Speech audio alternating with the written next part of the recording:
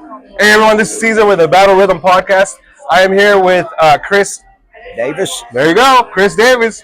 He's running for the junior vice for the Department of Texas for the BFW. And Chris, how's everything going with the campaign so far? It's going great. I've been welcomed into many districts, many members. I've met many new members that I never knew about. What was the first time you actually joined the BFW?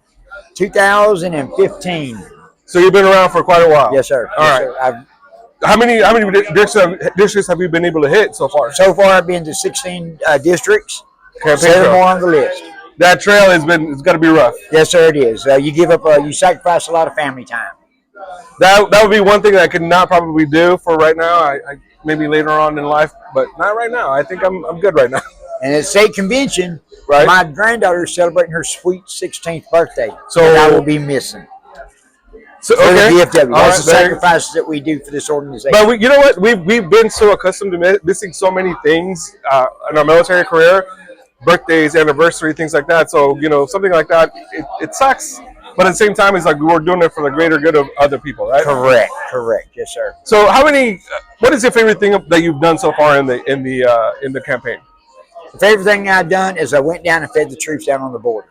Really? Yes, sir. I went down there in I don't remember the month. We all went down there. The department did. They did a cooking, and we fed the troops on the border. Oh, must have been awesome. That was awesome. That was very awesome. Man, so you actually feed people right there on the border. It's probably one of the greatest things, sir. Right? Fed our National Guard down there.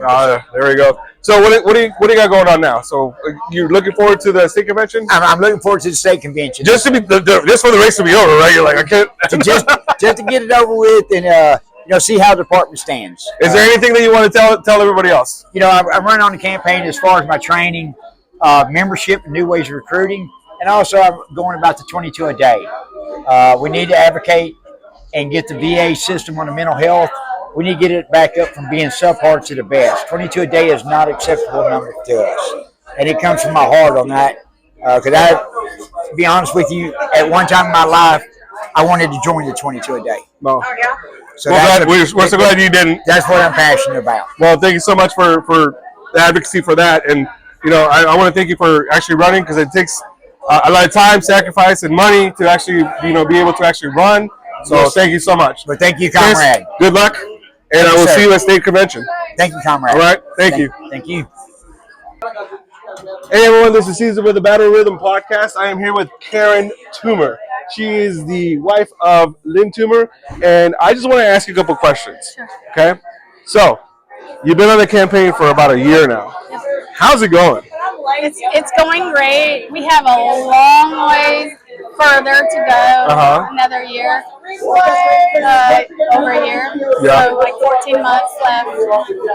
What has been the worst experience and the best experience of this? The worst experience is that we are up against 5 other people, but we're really running for a position. We're not running against anyone. Right. We love everyone that's running, and that's the hardest thing because my husband has a passion for veterans. I feel like that he is where he needs to be, but at the same time, I love all of them. So it's hard, right? It's hard because you want everybody to win, exactly. Right? You get appointed, I should say. It is so hard. And that to me is the hardest part. Okay. The best is just developing the relationships with people that are so genuinely good people, and we will have them as friends for the rest of our lives. Right. And so no matter what happens, we will always be friends. So we're developing relationships. So no matter what happens, this is a blessing for us, for our future. So now, like we're in, what is it, April 14th today. What is going on in the next 3 months for your family, for you? So right now, we're kind of staying home and regrouping, reorganizing and restructuring. And in June, we have 14, the whole Southern Conference, 14 states conventions to be at. So if we and there's only 5 weekends in June, right? But we have to be there in all 14 states. So if we're not able to be there, we have to have someone else there for us. Unfortunately, you're gonna miss our department's convention, correct? Actually, my husband is trying to be there for Eddie Terry because he is. By the way, he's the one doing the camera work right now, so thank you. He's that. The only reason why he is wanting to be in Texas is because of Eddie Terry. Because he has, I don't know, 3 other conventions that same weekend. So we're trying to figure out what we're gonna do. So, crazy busy. I don't know how you do it. Do you even know who you are anymore? Exactly. Where am I? Where are you? Are we Back to the Future? Oh my right? gosh, yes. Where are we, Doc? Yes, it's amazing, but at the same time exhausting. Right. So what is the biggest takeaway that you're going to have from this, personally? Friendships. Forever friendships. That's awesome. Carrie, thank you so much for joining the Battle Rhythm podcast. We are going to continue interviewing different people within the department, because there's a lot of people here from all different posts today. I think there's over 100 people, you would say, right? Yes. So it's amazing. It's awesome. Thank you so much. Stay tuned. We're going to have another interview here coming up soon. Hey everyone, this is Caesar again with the Battle Rhythm podcast. I am here with our department. I'm sorry, I totally forgot what it is. Your title and everything. I know your husband is Eddie Terry, who is running for the junior vice for the department. This is Shawn Terry. She is our auxiliary state chaplain. Yes. Yes. Finally got it. You didn't give me your business card before, so I didn't really recognize. Sorry. So, dang it. I know, right? So you've been on the campaign trail with Eddie. How has that been? It has been inspirational. I have gotten to meet some of the coolest VFW and auxiliary members and see all the wonderful things that this state is doing. And by far, we are the pioneers for how the VFW auxiliary does it. We have people in other states come to our trainings to see how we in Texas do it.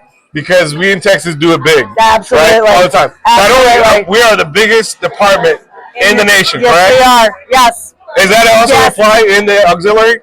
Yes. Boom. There you have it. There you have it. It's amazing. So, I want to ask you, what is your biggest, I should say, your most memorable and your least memorable memory of the campaign? Like, where you been? Because you've been all over the state. We have been literally all over the state. I've gotten to meet some wonderful people. I've gotten to see the great ideas they've done. Mm-hmm. I don't know that I have any lowest. I really don't. It's always been amazing. Just seeing how people do what they do and why they do it, the camaraderie, and my biggest one is the teamwork between the VFW and the auxiliary, because we are one. We're all working for the betterment of this organization and for our VFW and our veterans and our communities. That's what people don't understand. Like, our auxiliary, especially for us VFW members, our auxiliary is our support, right? They are there for us whatever we need, what we need.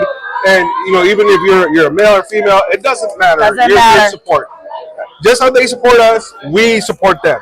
Right? And we thank you for that. Well, we thank you for yours, because without you, we wouldn't be able to exist. Because, like my wife always says, is like, well, you need me to do this. I was like, yeah, but I also need you to tell me what I need to do so I can do it right. But she doesn't do it. Like, I tell her I need to do this. So, one more question. What has been your most interesting idea or most interesting thing that you've seen so far on the trail? Put me on the spot, will I you? did. This is why it's called Battle Rhythm. See, you gotta get on the rhythm. I'm gonna see the good, the bad, and the ugly here. I've seen some amazing teamwork. Right. I've seen lack of teamwork, and I've seen what it's done. I guess the downside, I've seen what it can do to a district and or a post and auxiliary. And those are the things that I feel that we need to probably focus on. Right. But we, as a post, we also need to reach out to our district, or even our elected. Communication is key. Exactly. It is key. That's like and if we don't do that, good marriage, right? And if we're not getting out in our communities, they don't know what we're doing. Right. And that's the big one. Right. We have to get ourselves out there. Is there anything that you could tell the people out there that what we really need to be doing as not only as a VFW, but also the VFW auxiliary as an entity? Remember that if somebody in your family served in a foreign war, you are eligible for the VFW auxiliary. And when we stand on the congressional floor to vote for veterans' rights, the PACT Act, all the other things that we've done, our numbers count. And I don't care if you're 16 or 116, there are things that they can be doing to help support our organization. Because we can start at the lowest level, which is our post, right? Yeah, absolutely, and that's where it starts. What is the youngest age that somebody can join the auxiliary? You can join the auxiliary at 16 years old. 16, okay. So my daughter still got 10 more years. That's okay. She still help. But she will. and just because you may not be eligible to be a VFW auxiliary member, we always need support groups. Exactly. Volunteers. Exactly. If you're looking to volunteer somewhere, we can do that. What has been your today? We're here at the Auto Trader 400. What is your favorite thing that has happened so far today? You know, I'm a NASCAR fan. Yeah. I'm a race fan. My father raced when I was young. Uh-huh. And so seeing all of this, but also being connected to people that are like-minded, as well as all the other people out here in there that go, oh, thank you for your service. Thank you for being there. Right. That's huge for me. Right. It's huge. Did you go down to the infield yet? Not yet. You got to go down there before they start to race. I know. I do. It's a far walk. I'm not gonna lie to you. I'm like, I don't know if I want to go down there. I'm in air conditioning. It's a hump. I'm in the AC. Exactly. I don't know if I want to do it. So, but anyway, so you have 3 more months, or actually no, we're about a month and a half out for the campaign. What are you most looking forward to once this is done? Wherever the chips may fall, we'll move forward and do what's best for the best of this organization. That's what I look forward to. I thought you were going to say some rest. Well, we rest? We don't rest in this organization. We're very passionate and we do what we do. That's why we do it. There's no resting. There's no resting. It's for the betterment of this organization to take care of our veterans, our communities, and our families, and those that are still deployed. Oh, well, thank you so much for joining us. Thank you. And this is Shawn, and this is Caesar with the Battle Rhythm Podcast. Thank you, guys.